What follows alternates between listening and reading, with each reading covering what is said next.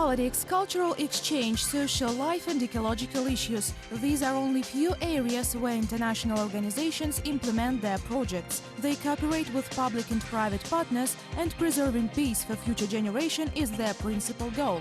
How do they arrange their work? What role is given to Kazakhstani initiatives? You'll find more on this in Kazakhstan International Vectors. We have seen an area in which the investments have slowed down. We have seen a time in which the economic growth in many of the country has been affected. IFC is a global development institution. It is the only development institution which cooperates with the private sector.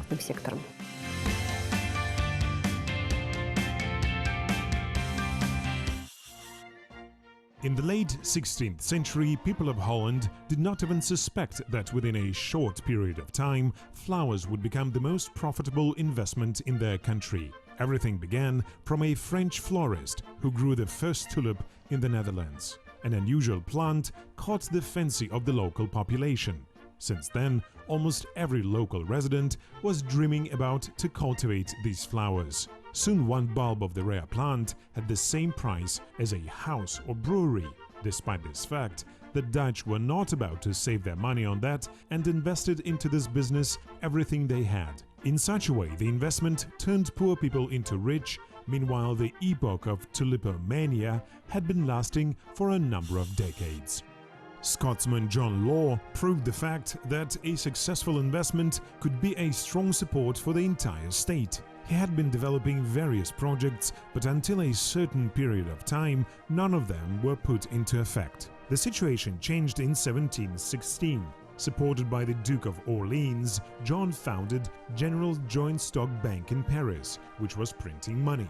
And despite the fact that the amount of gold and silver reserves in the country was lower than the amount of paper currency in circulation, France experienced a real economic boom.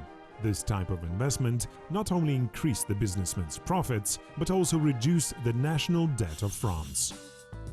The 19th century in the USA was marked by the establishment of investment funds. People were suggested to invest their money in gold, shares and currency. Professionals were managing investors' money. However, gaining the population's confidence in those times was not an easy thing. The situation changed only in the middle of the 20th century. Funds were interested in higher profits of their investors because their own revenues also depended on that. In addition, the annual earnings of such investment sometimes reached 50%. In the modern world, there are a lot of types of investment. Among them are deposits, unit investment funds, real estate, and so on. And whereas ordinary people usually invest from $100 to several $1,000s, investment of large corporations and prominent entrepreneurs reach millions and sometimes billions of dollars. According to Forbes magazine, the most successful investor in 2015 became Jim Getz. He invested 3 billion euros into a well-known mobile messenger. As a result, this type of investment brought him $60 billion, while its users could enjoy a very convenient online communication. This is a clear illustration when an investment brings profits not only to separate persons, but also facilitate lives of many ordinary people. So how do such financial injections affect countries' economies, and why international organizations are interested in cooperation with small and medium enterprises? Lack of affordable housing, work experience and stable incomes are the most common problems of the modern youth, sociologists say. During financial crisis, the situation of young people deteriorates. Only in the countries of Eastern Europe and Central Asia, the youth unemployment rate has already reached 20%. The small and medium businesses in Kazakhstan have been closely monitored by the government for many years. Soft loan programs are being developed, various projects are being subsidized, and new startup platforms are being created. The last ones have become the focus of the Kazakhstani Club of Young Entrepreneurs. The organization's name speaks for itself. Beginning businessmen are its target audience. То есть мы We support young businessmen on the initial phase of their development. It is the most difficult period. During these years, we helped more than 7,000 people. More than a half of them are already running their own businesses. Here they have received knowledge and a certain experience. Now they're actively developing their businesses. For successful business development, the trainees are firstly helped to decide upon the business idea. Indeed, according to the statistics, 90% of new companies close without having worked for even 1 year. However, the international research demonstrates that an adequate non-financial support and advisory services to new enterprises increase their survival rate by 80%. In addition, the Club of Young Entrepreneurs acquaints its students with well-to-do businessmen who share their experience, present concrete examples, and sometimes sponsor young trainees. And there are even some encouraging figures. было создано Those 7,000 entrepreneurs who had been studying here then set up their own businesses and employed more than 250 people. This is an immediate economic effect on our city and our native country. Currently, we have 3 offices in Almaty, Astana and Karaganda. Within 5 years, the club administration plans to open its doors not only in all large cities of Kazakhstan, but also in foreign countries. The statistics demonstrates that nowadays this type of support can sometimes be of crucial importance. All over the world, the number of young people aged between 18 and 30 years who have no permanent job reaches approximately 300 million. Considering all that, 20% of them possess all necessary qualities for becoming entrepreneurs. However, only 5% decide upon opening their own businesses. The small and medium business sector is also being supported internationally. Thus, for example, teaching entrepreneurs corporate management is one of the principal tasks of the International Financial Corporation. The list of projects like this is quite large. There is a well-known saying, give a man a fish and you feed him for a day. Teach a man to fish and you feed him for a lifetime. Our organization also follows this principle.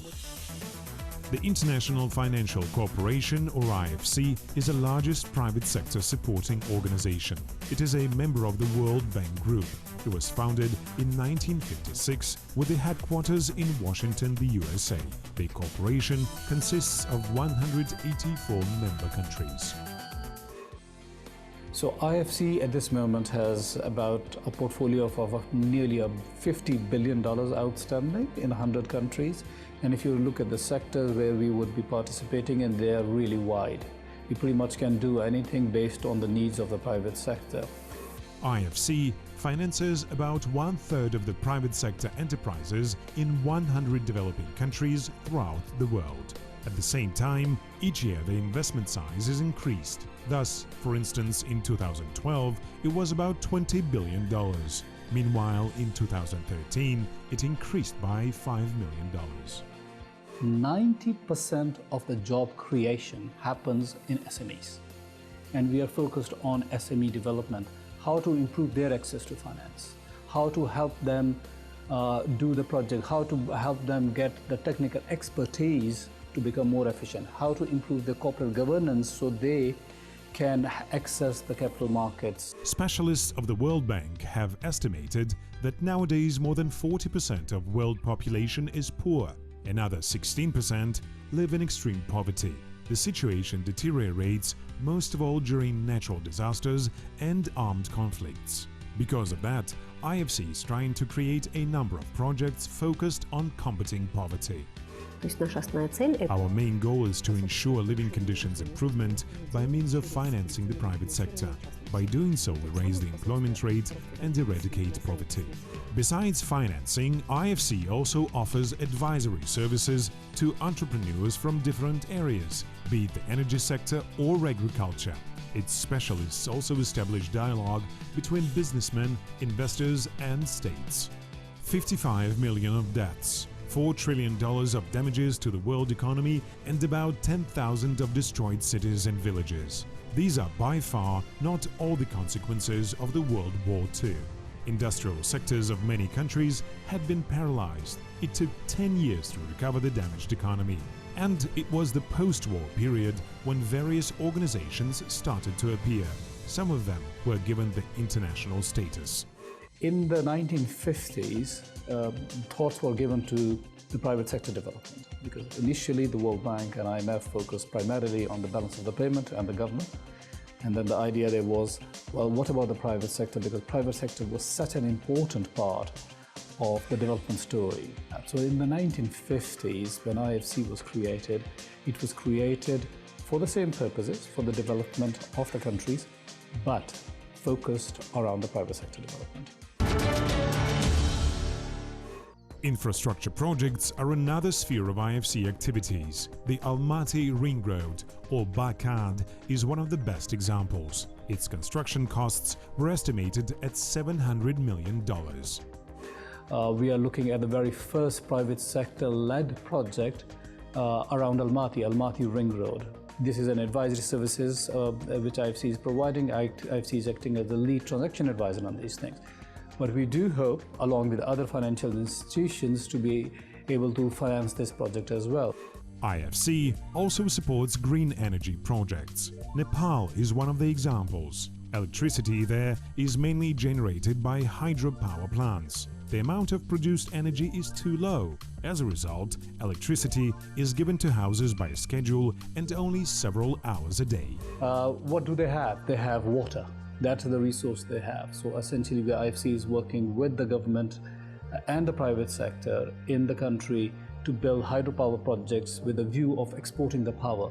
One more major project of IFC is CASA 1000, which implies exporting power from Central Asia to the southern regions. Although it's no longer 1,000 megawatts, it's much bigger than that one. But the idea is to use the summer surplus of electricity, because in summer, there is a lot of water in Central Asia which is not used. And in the South Asia, Pakistan, Afghanistan, India, you have seasons which require more power. Many export projects often face one and the same serious problem. Almost all Asian countries have different currencies. Changes in the exchange rate often cause losses to trading companies. Because of that, IFC specialists also try to solve this issue. Since the last year, IFC cooperates with Kazakhstani higher education institutions by helping them in the development of educational materials for the next generation of businessmen. We cooperate with universities in order to stimulate students and make of them new leaders and managers. We help students and assisted in the development of educational courses on corporate governance. The principal objective of IFC work is to improve well-being of people in all developing countries throughout the world and eradicate poverty by 2030. Our role is to ensure people a sustainable employment and salaries needed for a decent standard living. This is a very important challenge. Hunger, poverty and absence of basic living conditions. In 1215, Liberia has been recognized the world's poorest country. Annually, thousands of people die there of hunger and infectious diseases. More than 80% of population is unemployed. The civil war has taken 300,000 lives. In the meantime, the number of victims of Ebola fever reached 4,000. Experts say that absence of exterior help would increase the death toll several times. International organizations annually deliver their humanitarian aid, food products, medicines and school supplies. Experts say about the high level of the external aid. Experts characterize family business as the most stable, safe and long-lasting type of entrepreneurship. Young generations usually master all necessary skills in a short period of time and soon become full-fledged workers. The hotel in the Japanese city of Komatsu can be taken as one of the brightest examples. The building was constructed as far back as in 718. However, not its age, but its owners make it unique. Over the entire period of time, it has been managed by 46 generations of one and the same family.